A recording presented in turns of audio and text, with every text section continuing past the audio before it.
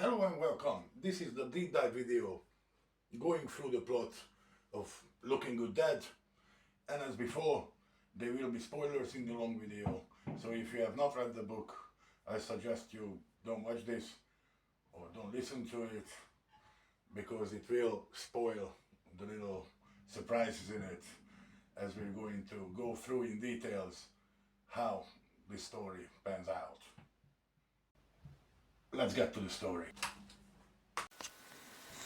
The book starts up with Janice going out on a date, and she feels that she's being watched or followed. Well, she's not actually wrong about it, and she gets kidnapped, snatched, never to be seen. We get to meet Tom Bryce. Tom Bryce is a family man, he's a good dude.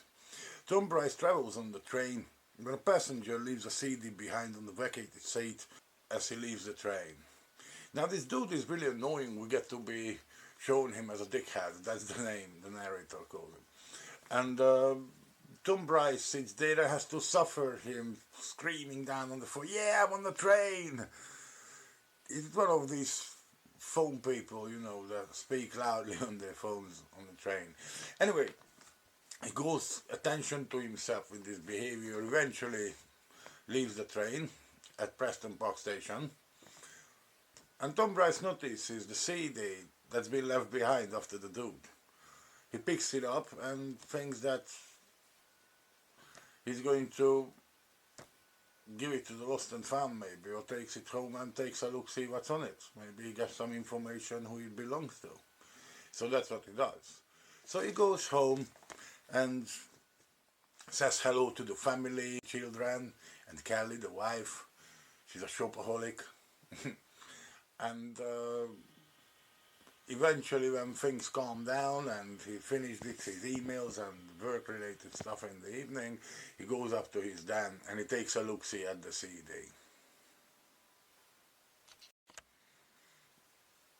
Now the CD contains a software that comes up, and when he clicks the buttons, it's kind of let in as a member to the Scarab Productions. And Scarab Production makes snuff movies, and that's what Tom Bryce has to see and suffer through the CD. He closes down the computer obviously and gets really damn concerned about what he just witnessed or what he just seen, what's on the CD. He's terrified a bit about it now. Now just as he gets around gathering his thoughts after this ordeal, watching this snuff film, he gets back to his computer and looks at it. He sees this software message saying that unauthorized access, and he's like, what the hell? And he really starts having panicky thoughts. Meanwhile, not far away from Brighton, in Peacehaven, Hillary is walking her dog. She's an aspiring actress, or fancies herself to be, walking her dog and stumbles upon a body. Now we check in with Roy Grace. Our superintendent just had a press conference, and in this press conference they talk about topics that concerning the local residents and the police commissioners, and one of these is a car chase that's gone really bad. And this is one of those segments that reflect on other books, and in this case obviously the showdown of That Simple. We know what happened there, as at the end of that book Vic and Ashley Harper basically are in a car chase, being chased by the cops, and they fly off a bridge into mud flats, and both of them die, and loads of people got endangered as the chase was going on, and that's what the press conference is nagging him at.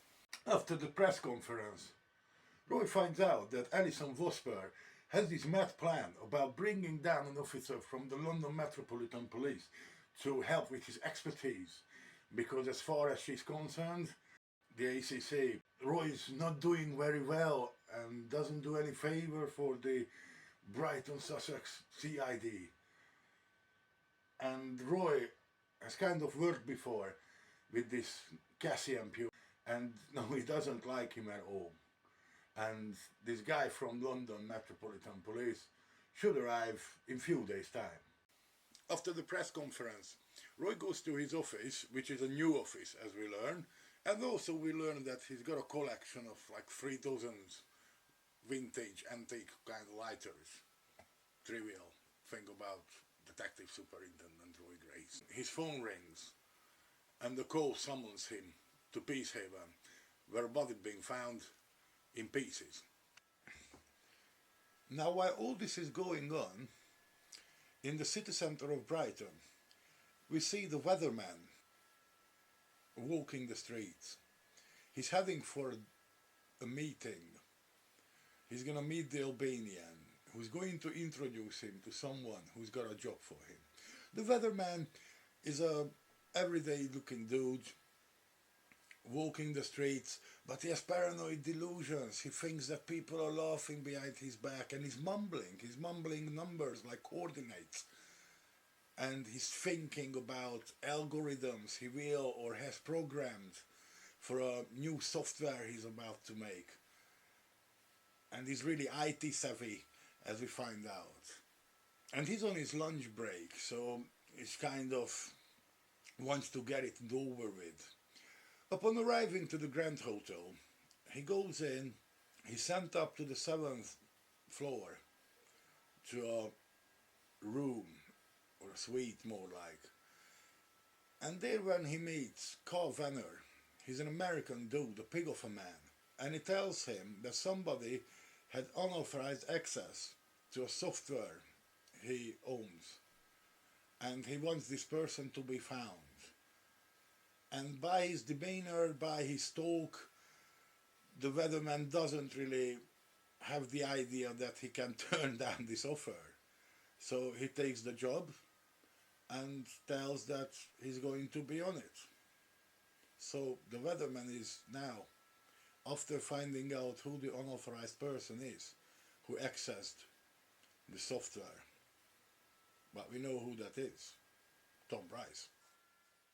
While at the crime scene in Peacehaven, Glenn Branson approaches Roy Grace and he tells him that he's got a hunch because there's a call coming in to the police station from a solicitor that Jenny Stratton hasn't been seen at work since the day before. And even though the body they'd found is in mostly in pieces and it has no head, Glenn reckons it could be Jenny. Roy is dubious about it and he's got a few names on his list, all of them obviously hints and suggestions from people, missing people's families.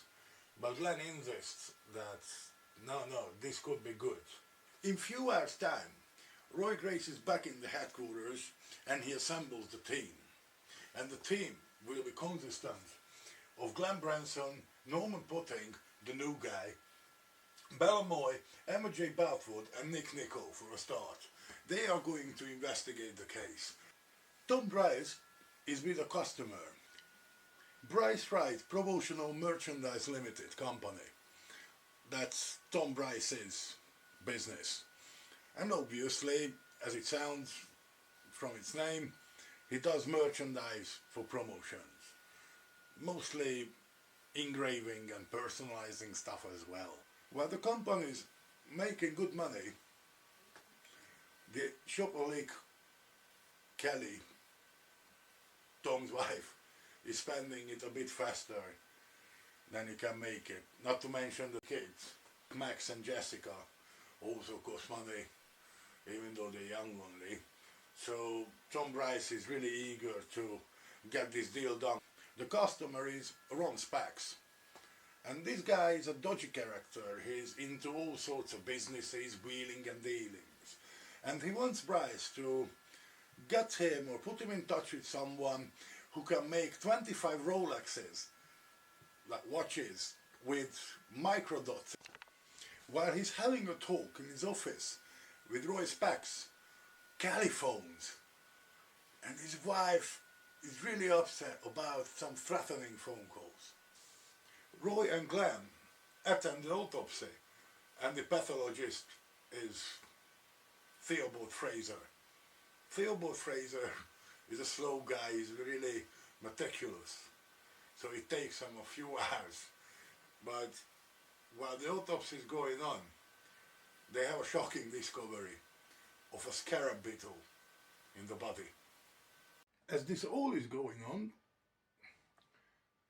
while the autopsy reveals what it does, the weatherman was busy too, and he delivered the information to Carl Venner that Tom and Kelly Bryce were the account holders of the internet that the CD or the software has been logged into. Carl Venner is really pleased with it, and soon enough Tom Bryce will get a threatening phone call. He's obviously already rather upset about it. Not to mention, he just got his laptop fixed the day before by his IT guy, Chris Webb. And as Tom Bryce gets home after work that day, all shaken up a little bit still from Kelly's report on the threats she received. He'd gotten calls like that. And when he arrives home, he sees a big crate front of the house. And it's, as we find out, it's a barbecue, a 3,000-pound barbecue. That's what Kelly paid for it. It's a bargain, she says. She's a shopaholic, right? Anyhow, they sit down and chat, and they're all nervous about this. We find out that Kelly now starts to work soon, and Tom Bryce is hopeful that it will help with her spending, really. At least something she can chip in. But the relationship actually is quite loving, and Tom Bryce does admire her. And she does love Tom too. I'm adding this because Tom at one point considers to ask Kelly's opinion on something in a bit later. Now Grace and Branson go to see the victim's father as they identify the victim, Jenny Strutter. They go to see the father. His name is Derek Stratton, and he formally identifies his daughter. The dad. It's a loving dad. They had good relationship, and neither Branson or Roy finds anything different than it should be of the behavior of the father, and they leave. Next up, they do Grace and Branson. They go to the flat of the victim, and at Jenny's place, the CSI's there, Joe Tyndall's there, the investigation is going on, going through the place. As they check the answering machine on her phone, one call stands out. That's an urgent call from an agent. They trace this agent back quickly. Grace phoning into headquarters, asking Bella Moy to get in touch with the phone company pronto. Checking the number reveals that this person who left the message for Jenny, called Claire, from this agency, and the agency's name is BCE 247. They phone the number, and the woman they speak to are not really coming forward with any information. Eventually hangs up on Roy. At this point, Roy decides that they're going to go and see them, who this company is, who this woman is. And yeah, it's a company nearby the Hope station. As they get there, within minutes from the headquarters, within 10 minutes they're there, they see this woman leaving the premises. They catch up with her. From Claire, the agent, they learn, Glenn Branson and Roy Grace learn about the last date Jenny had. It was with a guy, Anton. So Anton gets added to the suspect list. Later at one point, we hear from Chris Webb, Tom's IT guy, and he says that his apartment, his flat got broken into. And Tom is obviously shocked to hear this. And when Tom asks what got taken, and Chris says that nothing else is missing but the stupid CD. Now Tom gets really worried about stuff here, and eventually he starts to consider that something needs to be really done. He starts to feel unsafe, and at one point they are having a barbecue and chat. They tried the expensive barbecue, and there he catches the news, and the news shows the victim because the police identified her, and the victim is the same as Tom had seen in the snuff film. And now he's really concerned, and he knows that he's gonna have to do the right thing, calling the police, even though the threat clearly forbid that. Nevertheless, at this point, he's considering asking Kelly. But before all that can happen, they're going to go out because he's got a business meeting where he'd like to impress a potential client because he's invited to this dinner to this really rich businessman. They get glad drags on. Kelly and Tom go out and hire a babysitter, a friend's daughter, 17-year-old, and she's going to be watching the kids while the couple are gone for the night. The night goes alright, bit boring, bit strange, way out of their league, but eventually they spend some time together and they're quite pleased with it. They get home, and Kelly says that she will drive the babysitter home because Tom couldn't have a drink all day because he was driving to the dinner party and back. And Kelly does take back the babysitter, but she never returns home. Roy Grace is on his morning run, getting ready for the briefing in the morning. When he gets to work, he passes by the newsagent and he sees the headline about the scarab beetle being found in Jenny Stratton's body. He's mightily pissed off now. Who leaked this information? He's already really having it in with this Kevin Spinella, the Argos reporter. But who is the informant of his? He swears he's gonna have to find out. So when he gets to the meeting, he tells the team to be extra careful because there's a leak. But by now, so many people have handled the situation. The piece is found, the witnesses, the so-called, and there's just no telling. But he is really worried that there's a leak, and he hopes it's not in his team. After the briefing, he's gonna get ready, and they're going to go and see this insect specialist. Roy, with E.J. Beltwood, go to George Erridge up in Bromley. He's an insect specialist, and obviously they would like to know who might have bought scarab beetle just recently.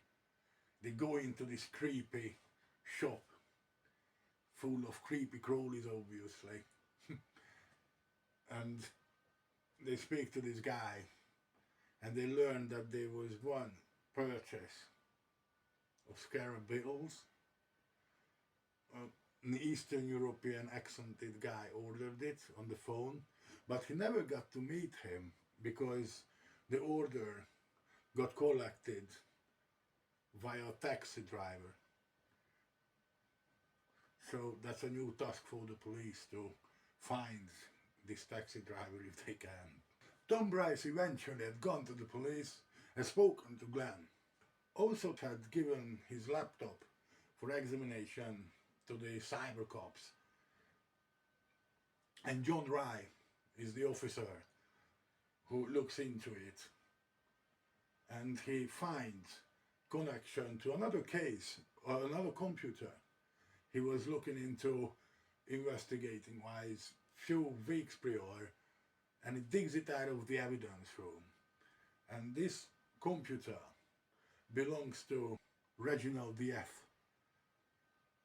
And the same software, the same routing and links could be uncovered on the Bryce's laptop.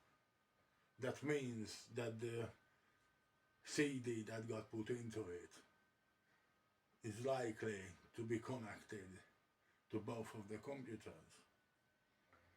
And he reports this to Grace, obviously.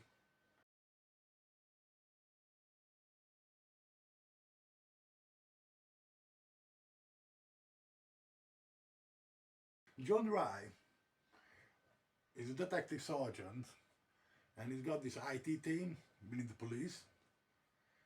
And his team is consistent of other people: Joey Moody, Andy Gidney, and a little cage kind of room has an ongoing investigation separately, paedophile case, Operation Glasgow.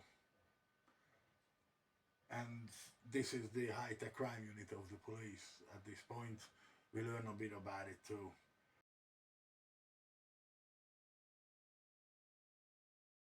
John Rye returns the laptop to Tom Bryce. And as he finishes the paperwork, he answers a phone call that's coming into the police cybercrime unit. It gets put over through the switchboard probably. And it's an old guy moaning about some white van stealing his internet. John Rye logs this into the main computer of the police headquarters as an incident and trusts that it's gonna get looked into, even though he thinks it's fluke, but you know, still he logs it. Next morning, things getting busy again. Tom Bryce gets in touch with Glenn Branson. Glenn goes to his house to learn that Kelly's disappeared. She has not returned till the morning. It's a Sunday morning, and Roy Grace, Nick Nichols, and Norman Potting are on their way to interview Reginald DF. Reginald is a known sex offender. He's a pedophile as well. A vile character, a vile piece of work. And they're not looking forward to speak with him. But eventually he might hold vital information because of his computer being linked to the software that residues being found on the Bryce laptop. So they need to go and see him. Reginald lives in Rottingdean. That's just a throwstone away from Brighton. They wade through the rural kind of streets on the edge of this village, up on a hill. They wonder what sorts of things gone wrong there from the side of the police, as his safe house where he's kept, or whatever accommodation is provided, this Reginald, is nearby a school. And Roy remarks, reflects on it in his head, that what sorts of people work there, or how paying attention got missed out on this one. Anyhow, they get to Reginald's place. They tell Potting to wait outside. He's chilling, he's smoking a pipe, while Roy and Nick go forwards into near the house, a little bungalow. They knock on the door, no answer. They shout through the letterbox, no answer. and they circle the house. They find the back door broken into, the pane glass is broken. They open the door, which is unlocked.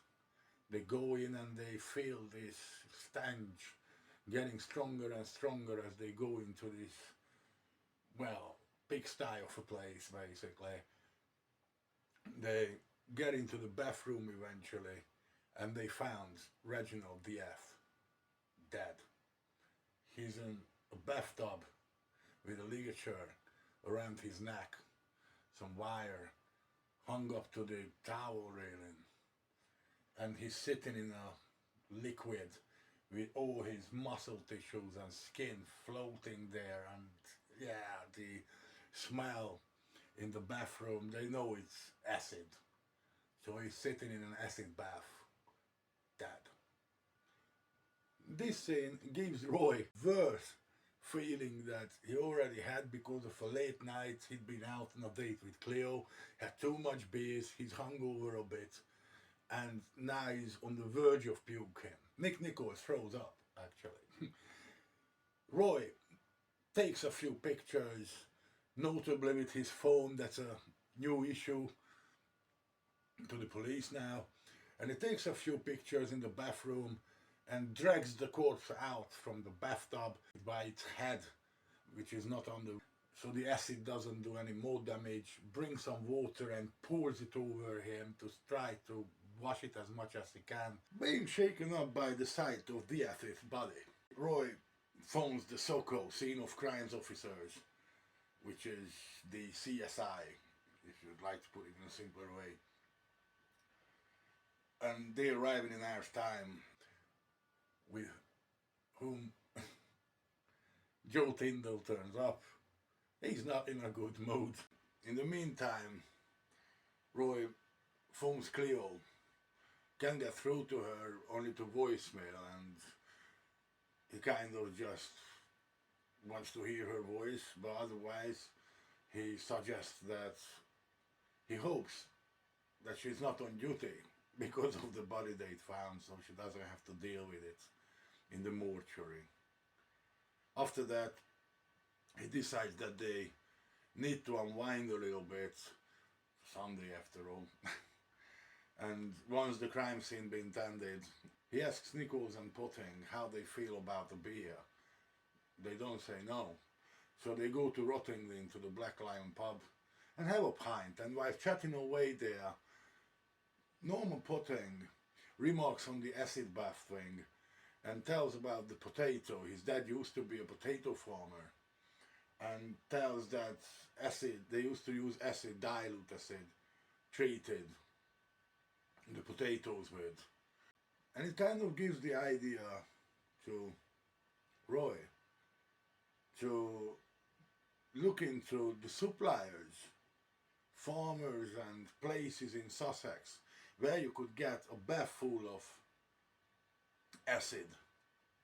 So it will be on his agenda to task someone from the team to chase this up. It might be a good lead. While Glenn visits Tom, he's about missing Kelly, and we notice that the dog is ill for days, and the vet has been called, Lady the dog. The children are concerned. After a while, Glenn steps outside, contacts the transport police, and tells the person there to get the CCTV footage from the train where Tom Bright has seen the dickhead leaving, getting off from the carriage, which is Preston Park Station. Here we also learn that Glenn Branson's wife is getting really angry now. Their marriage is getting to be on the rocks because of the insane hours Glenn has to do. And the wife just doesn't seem to get used to it. Glenn can't be with the kids. This is a Sunday after all, and he's out investigating again. So that's just another bit of information about Glenn's life and his wife, Erie. Nick Nichol approaches Roy Grace, telling him about a possible sighting, a phone call came in. That was from the management of the Karma Club that is down in the marina. And they're looking at CCTVs going back a few days, few weeks either, because they want to stop drug dealers to creep in and doing their business in there.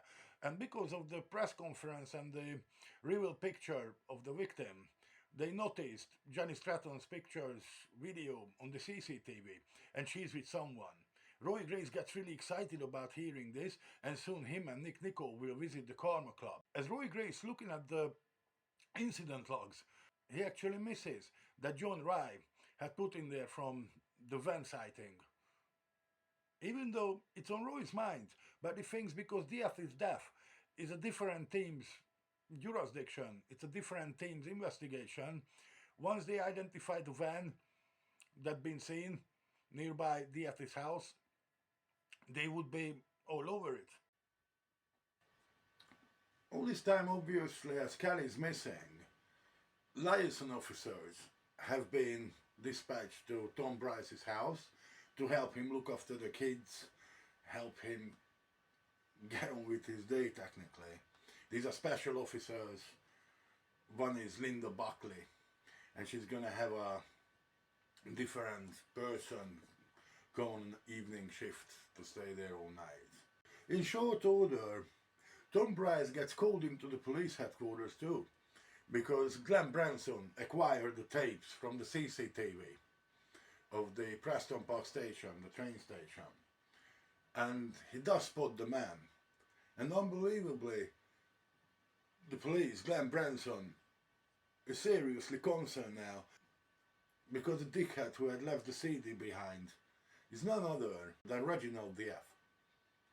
So, while Tom Bryce is viewing the CCTV with Glenn Branson, the CCTV collected from the Preston Park train station, Roy and Nicol, they go to the Karma Club.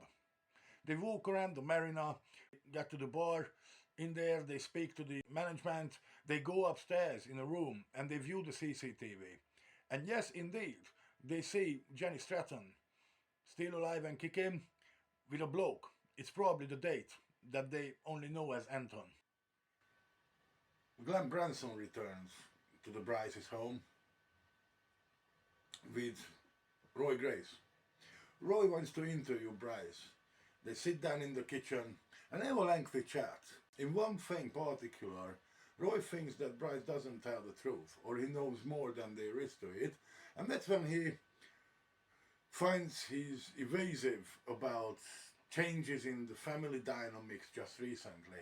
And that is because Tom Bryce had found that his precious wife could be a secret closet alcoholic, and found these vodka bottles. Even the kid, Jessica, said that she promised the mom that she won't tell because she just wants to come home and drink vodka. All this on his mind, but he doesn't want to tell it to the cops because he's worried that the cops then aren't going to investigate as efficiently, saying that yeah, she just wandered off looking for a buzz or something. So he keeps it secret, or doesn't come forward with this information. And Roy Grace kind of clocks this, but he's not really sure why. Otherwise, he does believe Bryce and does not believe that he had killed the wife, though something in the back of his mind does not take him off the list of suspects. It's late night, maybe even early morning, and the incident room at police headquarters are manned by E.J. Balfoot and Nick Nichols. Norman Putting is just leaving for the day. Roy Grace had left, went to see Cleo, and the phone rings, and it's a dispatch. Wants to put a man through who had phoned earlier, Mr. Saylor, and he's an old guy who's worried about his internet being stolen, and nobody noticed John Rye's incident log he put in earlier. E.J. Bartwood handles the phone. They put through the old guy, and he tells that the van is outside his house again. And E.J. asks if he can read the license plate. And yeah, the man can read the license plate, he can see it. And she finds out that the transit van's license plate number has come up already because the door-to-door inquiry in the case of death has revealed a white van had been seen nearby the safe house at Reginald's place just before he died, and obviously the index number matches. And she's all excited now, and she decides that with Nikos they're going to investigate this. So he gets to Nikos, come on, we have to go. And she's all ready for action and everything, and action she will get. Pedal to the metal, within a short time Nicole and EJ Bout would arrive to the address and see the Ford Transit van in front of his Sealer's house. Nick driving pulls the cop car alongside the van, EJ gets out quickly and she's about to tear the driver's side door of the Transit open when she finds it locked. Worse still, its engine kicks into life and the heavy vehicle starts to reverse, smashing into the car behind it. Bout, who's still holding onto the door, gets dragged with it, and moments later the van accelerates ahead on the road and drives off at speed, pulling the cop alongside with it. EJ is holding on for dear life. Nick gives chase. The suspect runs flying down the steep road, cop car in tow, engines roar in the quiet residential neighborhood. The van is swerving from lane to lane, eventually throwing off the officer. She loses grip and ends up lying on the tarmac with broken bones. Nick radios for an ambo but continues the chase, gaining on the transit van until the junction when a taxicab T-bones the van.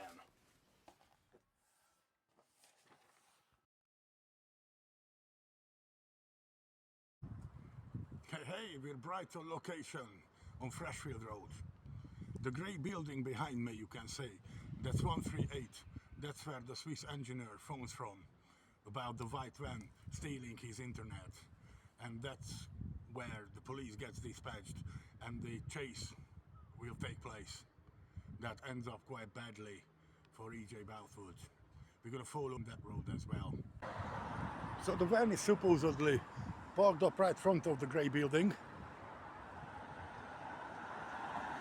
From that direction the police are coming and we'll give chase, and we're going to follow up on that one, the route of the chase.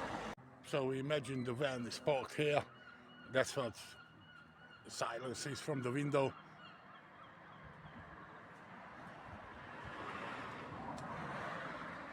Here's the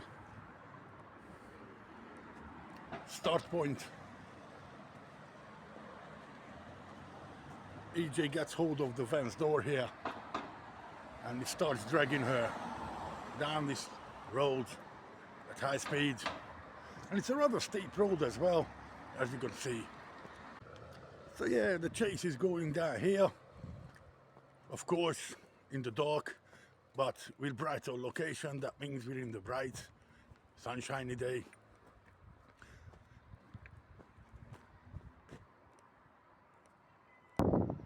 EJ must be holding on to the door quite a long distance actually, as you can imagine, but soon enough it's a good distance away where the junction is, where the crash will happen. There's the transit just flying down the road.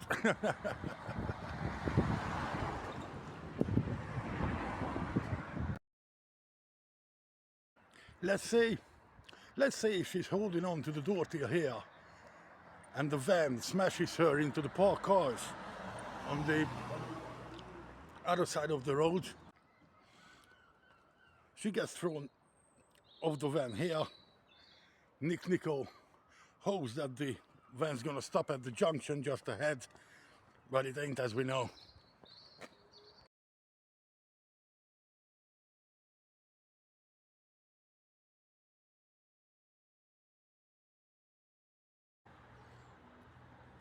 And there's the junction of Freshfield Road, and this is Eastern Road where I'm standing, and the two meets there here, and that's where the taxis come in and T-bones the white transit van.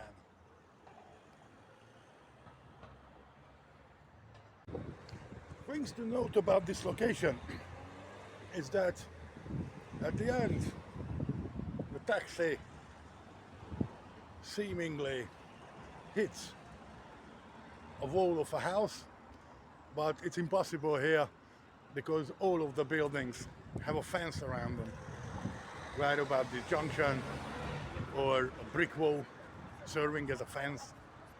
So we kind of have to allow that one. It's a book in it, but it's quite accurate and cool description, and I like the scene really. Hey, we've been Brighton location. Let's stop splitting hairs. Let's go back to the deep dive. After the chase, that's not gone well either. Again, Nick approaches the van, looks in there. He can't really open the driver's side door because it's bent out of shape due to the crash. Eventually he manages to open the passenger one, and he finds a laptop in the footwell. He's on the ball, so he touches it with some handkerchiefs, takes it out, sees the van driver is alive, and there's nothing much to do but to wait for the backup. Now phones the ambulance obviously, and is really concerned about AJ Bathwood, and yet everyone's alive. Things don't look too good, neither to the police, neither to the investigation, and Roy Grace won't be happy about it. We find that Kelly has been abducted, and she's somewhere in a secret location, in the dark, damp, and her captor comes in, offers her some drink,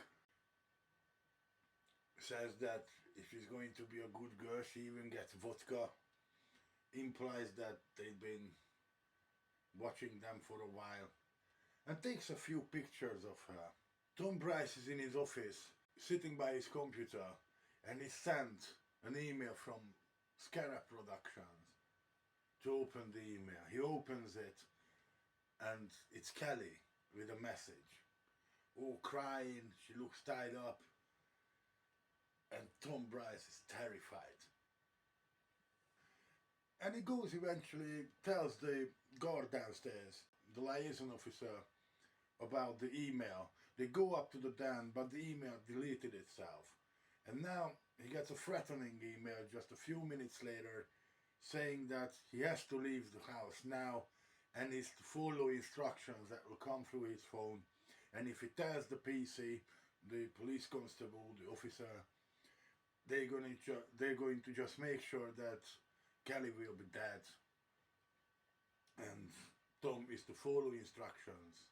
So Tom leaves the house and follows what the captors are saying, hoping to find Kelly. While leaving the house, Tom Bryce phones Glenn Branson and tells him the information that he had received the email. Now Glenn Branson is at home by now. His wife is pissed off at him, so he rushes into the toilet to have some privacy and speaks to Tom. Eventually, Tom's not coming forward with the information where exactly he is, but at least now Branson knows that he'd been threatened, Bryce been threatened, and obviously gathers the idea that it must be the snuff people who had kidnapped Kelly after Bryce. Now he gets dressed up again, leaves and phones Roy. Roy and him meet later on, 2:30 in the morning, at the Bryce's house, because Bryce is gone. Now they're looking for clues. They need to find him fast. At the Bryce residence, we find the really pissed off Roy Grace. And there's PC Willingham. He's the liaison officer for the night shift. And he never noticed that Bryce had collected the kids and gone. Grace gives him the third degree, really swearing at him as well. And eventually they find the missing persons list that had been filled out. Branson had made sure that Bryce had filled out because of Kelly's disappearance. And that contains close family members as well. So the next visit they make, is to Kelly's mother. Upon arriving to a White Hook tower block in a 7th floor flat, there's this woman who is Kelly's mom, and the children are safely there, but she doesn't have any clue where had Bryce gone. He just unloaded the kids and left. Also, we find out that Roy Grace had been to the hospital already to see E.J. Boutwood. She is on life support machine. Also in the hospital, the van's driver, who's yet to be identified. And the taxi's passenger, who had broken a leg. Running on a few hours of sleep, Roy Grace holds briefing, as every day, 8:30 in the morning, there's a briefing on Operation Nightingale. It's the 6th briefing of this case, and now he's joined with another team who's investigating DF's death. Also at the briefing is Dennis Pons. Grace phoned him to turn up. Dennis Pons is the public relations officer, and because of the issue with the car chases, the police chases, that the press is already all over, he tries to tell Dennis that after the briefing, once it's seen what he has to show, he's gonna have to concentrate on getting the journalists, especially the Argos, off their cases because of the transit van smash last night.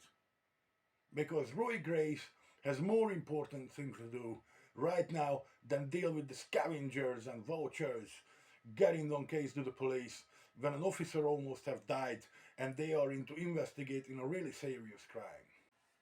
Now at the briefing in the morning, Roy makes sure that everyone has a copy of the CCTV footage from the Karma Club.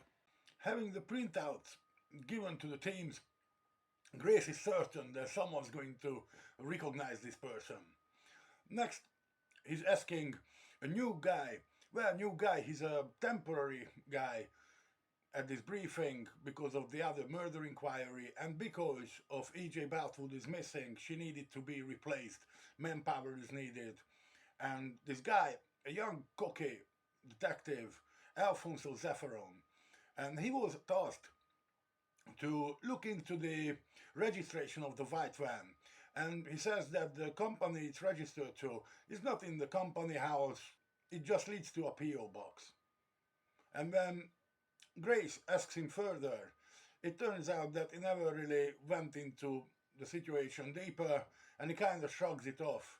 Grace loses his temper with him, and because of this, obviously, the van's identification or the owner's identification is delayed now.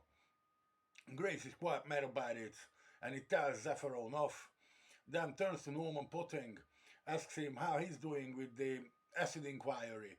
Norman is doing very well, he's almost done, and he continues to look into the suppliers, look into companies who are able to supply enough acid for quantities like filling up a bathtub.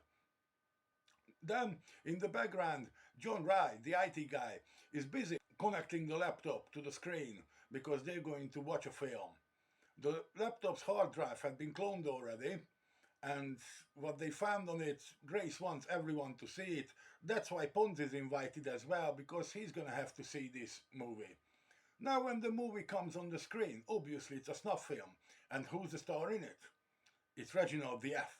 We can see the man being put in the bathtub and acid being poured on him, and he's dying an agonizing death. Now the description in the book is quite horrific actually, and that's why I mentioned in the short video that here we can get a glimpse into Peter James's side of horror writer, because he does a few horror books as well, and actually this gives us a glimpse into his descriptions, because this is really on the border of a horror film basically, or a horror book if you'd like.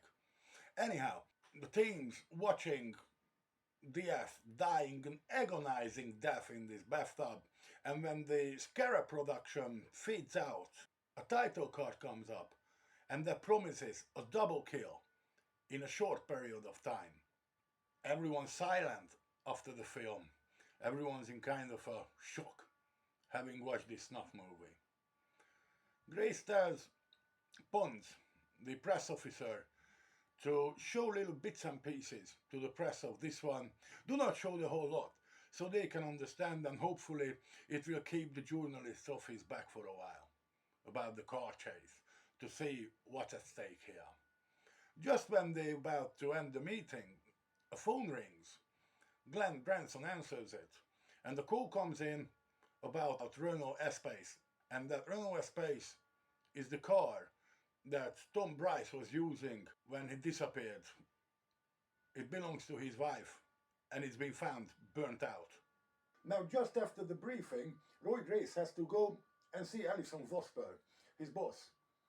As he turns up at her office, he's notified that the meeting with Cassian Pugh, the guy coming down from the Metropolitan Police of London, is delayed now because Cassian Pugh suffered an accident. When Roy inquires what sorts of accident could that be, it turns out that he was a passenger in the taxi that slammed into the van last night. It's kind of cynical. Even Alison Vospers gives a smirk, gallows humor.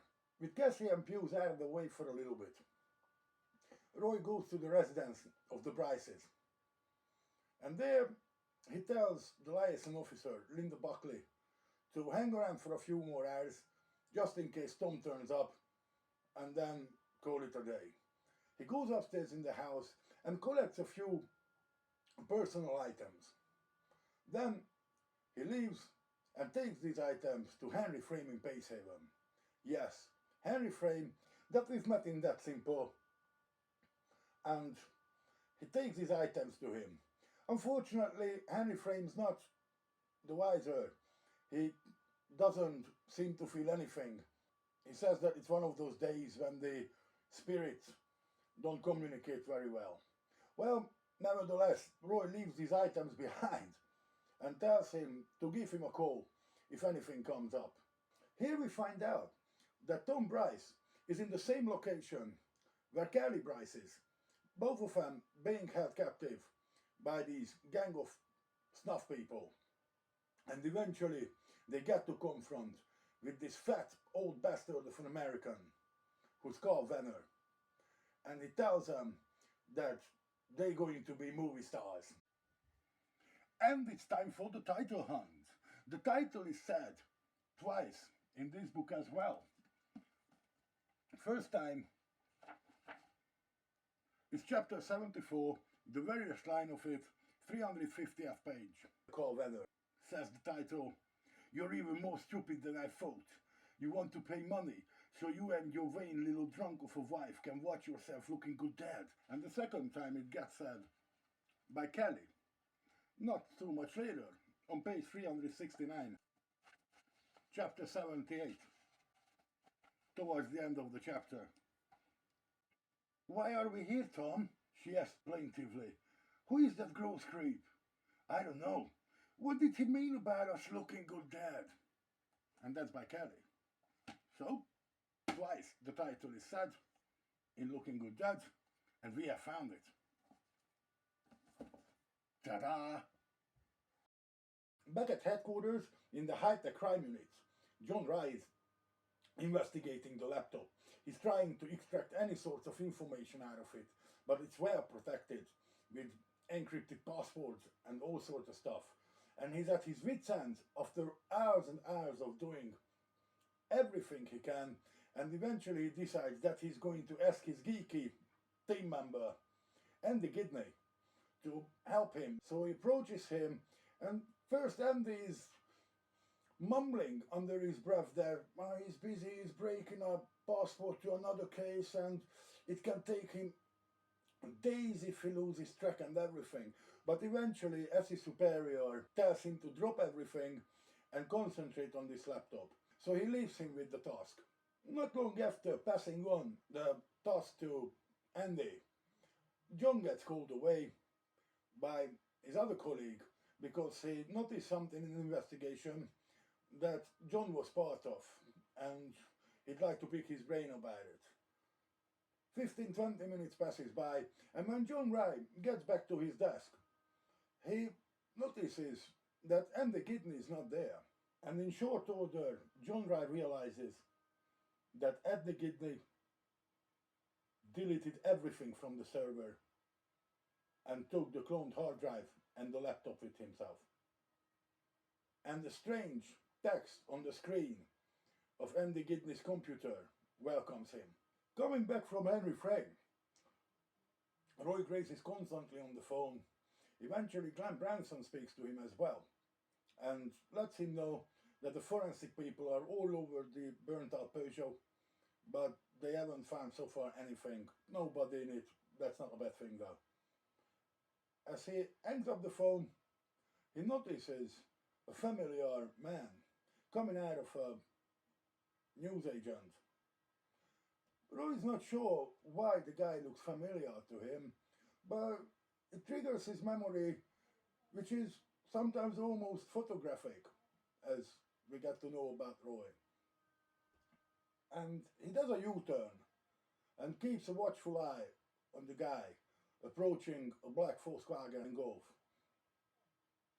And suddenly he realizes, he remembers now where he'd seen the man. He'd seen the man on the CCTV footage that they watched at the Karma Club. He starts shadowing the Volkswagen, going through the town, all the way into an underground parking garage. Down in the deep garage, which is in the center of the city, right next to the old town, right by the council, at Bartholomew Square.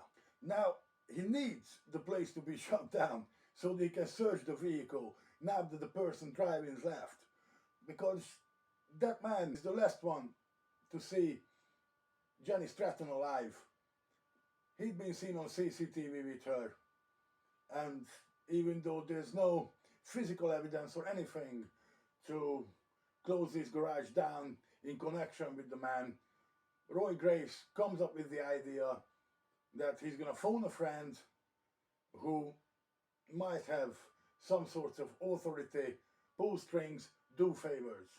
And this is just what happens. After he convinces his old pal from the police to come up with an excuse and trust him and make sure they shut down the parking area, suddenly the city becomes noisy with sirens because apparently a bomb threat had been called in and the parking garage gets shut down. The scene of crime officers gets called there, and in the car they go through everything. They open it in a way that they can relock it. Nobody finds out that they've been in.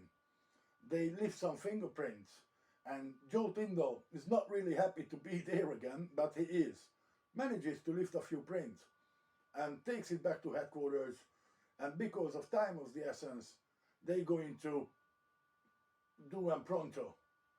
Grace will follow them very shortly, and we'll find out what comes up in the computers.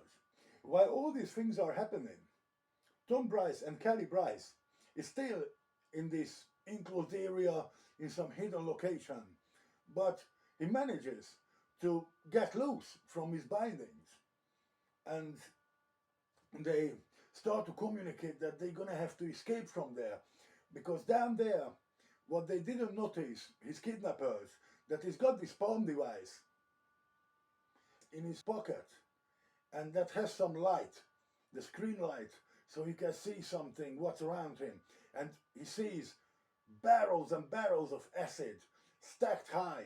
It's a room with a 20-foot ceiling. And Tom Bryce figures there's gotta be an elevator somewhere, and the door big enough to have a forklift coming in. So he's kind of hoping he's going to be able to get loose from there. In the meantime, he's got some Eastern European accented guy coming down, feeding them, bringing him raw, not noticing that he got loose in the dark. The guy's just not paying enough attention. Mind you, Bryce pretends to still be tied up, wriggling on the floor and everything, but he feels that something bad's gonna happen because they're going to be made movie stars that can be too good, thinking about the CD he'd just seen. In this time, upstairs, Carl Venner is confronting a bloke who just went to see him, and that man is the weatherman. Carl Venner is pissed off because the weatherman came to see him without actually letting him know, while the weatherman couldn't be contacted because Carl indeed wanted to speak to him. And now we find out that the weatherman is none other than Ed the Kidney. Carl Venner tells him that he needs the laptop to be stolen from the police. And Andy says, yeah, he's got the laptop. He's got the hard drive. Carl Venner is really pleased to hear this, but Andy has other plans, and he tells him that he wants out from the game, and eventually tries to blackmail Carl Venner. Carl talks to Andy. Where's the laptop? And Andy says, oh, it's in a good secret place, don't worry about it. So how secret is it? Will the police get to it? Andy says, no, the police will never find it. And basically, he just signed his own death warrant, because the two goons of Carl Venner kill him. The lifted prints from the Volkswagen correspond with a person called Mick Lovick. He's an Albanian with no fixed abode. He was fingerprinted just a year prior because of some bar fight at the Escape nightclub. And because he's got a marker on him by the Interpol, the fingerprint people run his prints against the International Crime Database, and lo and behold, they found the whole history of him with links to a character called Carl Venner, also known as Jonah Smith. Carl Venner is ex-military. He's an American, and he used to be a chopper pilot in the Vietnam War. He got a Purple Heart because he got wounded in combat. Then he got promoted to radio operator, and he couldn't fly anymore because of health issues, probably because of the wound. Being in military communication, soon he got involved with a cameraman and a little crew, and they started to film people being tortured, and then these films got sold on the international snuff movie market. When he got found out, he wiggled out of the situation and somehow didn't get prosecuted. But he got placed over to Germany, and in there the Albanian conflict came about in Europe, and he got to meet all sorts of wild people involving in underground doings, and he continued to do the snuff filming with tortures and involving children now, and he started to spread this on the market. And when he got court-martialed, he somehow got off the hook due to a good lawyer probably, and after that the FBI lost sight of him and he fell off the map until now. Digesting the information, only one question remains to Roy Grace. Where is he, this Carl Venner? Just as he contemplates this information, what to do with it, Norman Potting comes into his office and he tells him that he sifted through all the suppliers of sulfuric acid that would be able to give quantity of this stuff, and he found 5 of them, and 2 of them are local. And as they go through the addresses, Glenn Branson comes into the office as well, and he says he's given the picture that's been circulated at the briefing to his taxi driver contact, and one of them recognized the man as a fare, and he did have the address where he had to take him, and lo and behold, the address where the fare got taken to matches to one of the suppliers in Port Slade. Roy Grace received a phone call from Henry Frame that he gets the vibe, he sees a watch, a significant watch. Roy doesn't really know what to do with this information. Nevertheless, he says, oh wait, he will think about it, a watch. And he asks, what sorts of watch? Of wristwatch, they say, of wristwatch, Henry Frame says. An expensive wristwatch. Not knowing what to do with this, Roy Grace thanks him and hangs up the phone. They get ready for a showdown, for a raid, because they go to the Port Slade warehouse, where they believe the gang who produces the snuff films, might be hiding. And probably that's where they keep Kelly Bryce and Tom Bryce. In Portslade, things are speeding up as well. Carl Venner understands that he's gotta get out of there really quickly because Edna Gibney's death will bring the cops on them. And he has an argument with his two henchmen, Roman, the Russian, and Luvik, the Albanian one. And it was Roman's brother who's in hospital. He was driving the transit van, and it's his laptop that got found. Venner's really angry with him, and he wants to send the Albanian to get rid of the brother in the hospital. But the Russian gets really upset about it, and he says if he's gonna kill the brother, he's gonna kill the Albanian and maybe Venner as well. But eventually Venner calms him down and says, all right, right now they have to concentrate on the fact that they gotta get rid of the Bryces, but the execution needs to be brought forward as they promised it for the customers, and after that they just leave to Europe, probably to Paris, and disappear from the map for a while. Unbeknownst to them, down in the basement of this warehouse, Tom Bryce not only got on loose, but with the help of his palm device, because of the light, he found this barrel, this drum of acid, and he pried the lid open, and he's filling up the bucket he was given to have a shit in it or piss in it. When Rowan arrives downstairs to drag him up, he attacks him. Tom Bryce attacks Rowan, the Russian, and they get into a tango, a fight. Eventually, Bryce bends up and splashes the bucket of acid onto Rowan's face and head and everywhere, and the man dies. Bryce searches the goon's pockets, finds the key to the ankle chain he's wearing, and he manages to open it as he rushes towards Kelly to get her loose as well. And right at this point, when Carl Venner and Luvik turns up downstairs, drags Bryce away, tries to drag Kelly away, suddenly they hear, "Police, stop!"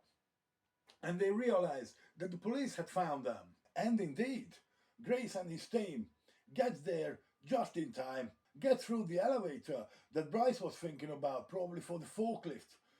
They storm out, and Carl Venner and his goon Luvik disappear. They chase after them through the corridors, through in this dank and dark place. Shots echo through the building, and we learn that Branson gets shot.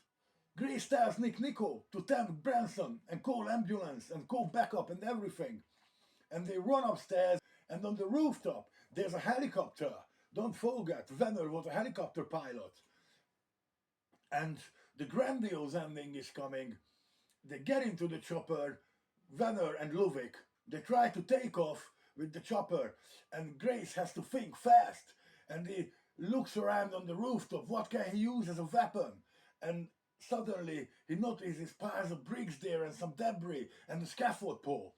And Grace picks up the scaffold pole and throws it towards the helicopter's rotor and hits bullseye into the rotor, breaking it. The chopper is veering out of control now, and eventually falls back down onto the rooftop and slides towards the end, with its passengers upside down, quite badly injured. Luvik's probably already dead, Carl Venner's still alive, and the chopper crawls and flips to the side, bashing around on the rooftop, eventually sliding to the edge, seesawing there, almost falling. Eventually, Grace decides he's gonna have to save Venner because he doesn't want him to die. He wants to arrest him. He wants him to pay for his crime. So he risks his life. Grace crawls near to the rooftop, and he's not really good at heights, we know that. And eventually manages to hold on to Carl Venner and pulls him out, but he gets stuck because of his harness.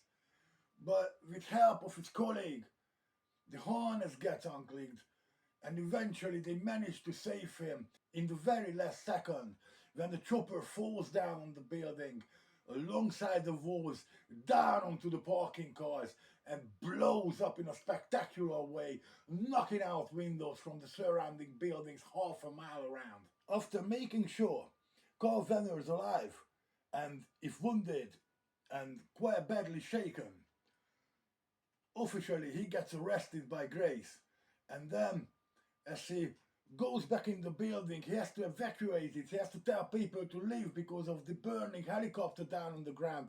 And this building is full of chemicals, acid and everything in it. Eventually, the police backup have standed the building already, so they already evacuated the people.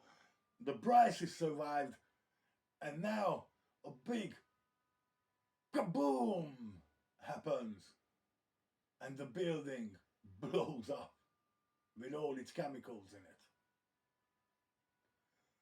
When the dust settles a bit and we get to see what happened in the aftermath, Roy Gray stands there and he's got a wristwatch in his hand that came off of Venner's wrist as he was holding on to him when he pulled him up from the edge of the roof.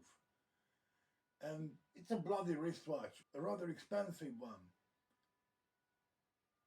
And suddenly he thinks of Henry Frame, what he said about watches. But talking about Henry Frame, I'm going to talk about him later in a different video. But right now, that should be enough of him. After a few days pass by, we get to find out the real impact of the arrest, of the raid. They found Andy Gibney's body. They found the head of Jenny Stratton. They found the body of the Russian. But most of the stuff have burned to dust and ashes. And no one really can explain what Andy Gibney was doing there. Probably John Rye will give him a report and testify in court about the missing laptop and hard drive. Those never got found either. Now, Tom Bryce, at the end, he keeps in touch, as we learn, with Grace. As obvious aftermath, he would have to be interviewed again and testify and tell the misadventure he had. But we get to see him talking to a business partner of him, a colleague of him, who he trusted to seal the deal with Ron Specs. You remember about the watches. And this guy is a dodgy character. He's into all sorts of businesses, wheeling and dealings. And he wants Bryce to get him or put him in touch with someone who can make 25 Rolexes, like watches, with microdot.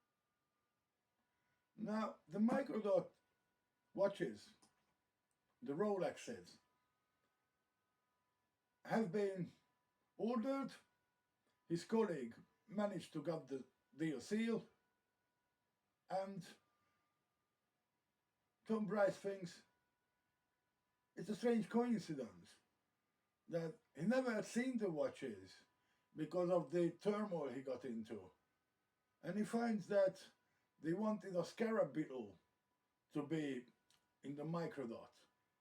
That's all but invisible for the naked eye. And Tom decides he's going to wait until the money comes through, and then he might mention it to Roy Grace as a strange coincidence.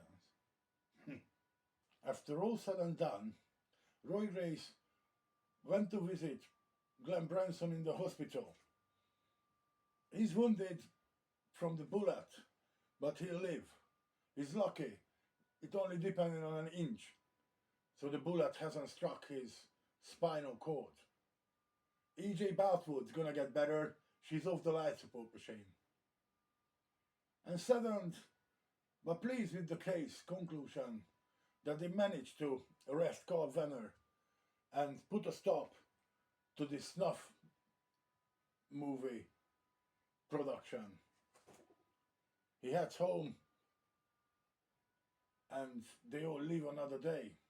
And this shall conclude Looking Good Dad.